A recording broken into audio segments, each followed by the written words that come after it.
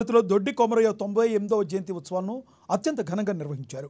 ఉత్సవ committee chairman ఈ వేడుకల్లో ప్రొఫెసర్ కంచె ఐలయ్య ముఖ్య అతిథిగా పాల్గొని ఆయన చిత్రపటానికి పూలమాలలు వేసి ఘనమైన నివాళులు అర్పించారు.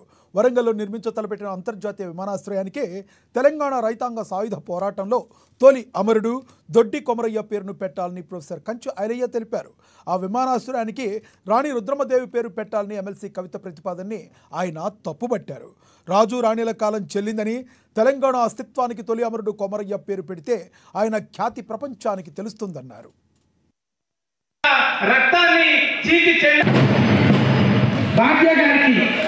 పురస్కరించుకొని మా యువకుల విన్నపాన్ని మన్నించి మా ఆనిముత్యం మా అందరికి మార్గదర్శకులు మాకే కాదు ఈ రోజు జ్ఞాన సంపత్తి అన్న నడిచే లైబ్రరీ మా అదృష్టం. మేము అన్న కులంలో పుట్టినందుకు మా షెపర్డ్ పెద్దలు కంచె ఐలయ్య గారు వారి అమూల్యమైన సందేశాన్ని ఇచ్చి మా అందరికి దొడ్డి కొమరయ్య స్ఫూర్తిని నింపుతూ మా అందరి రాజకీయ భవిష్యత్తుని ఎలా తీర్చిదిద్దుకోవాలో మార్గదర్శకం ఇచ్చి మా అందరి ప్రోగ్రామ్ కి వండ తెచ్చినటువంటి పెద్దలు ప్రొఫెసర్ ఐలయ్య గారు వారు ఈ రోజు దొడ్డి కొమరయ్య గారిని ఉద్దేశించి కుర్మ కులాన్ని ఉద్దేశించి వారు తెలియజేస్తారని పెద్దలు మనం ఎంచుకుంటున్నాం. దొడ్డి కొమరయ్య తెలంగాణ సాయుధ పోరాట తొలి అమరుడు.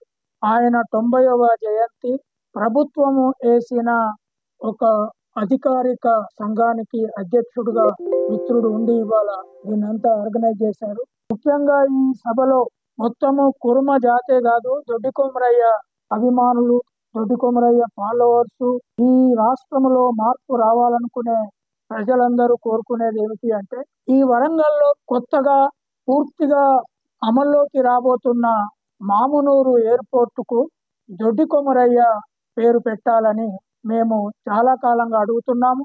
ఇంతకు ముందు ముఖ్యమంత్రి గారిని కూడా నేను స్వయంగా అడిగి ఉన్నాను. ఆయన మంత్రివర్గంలో ఆలోచించి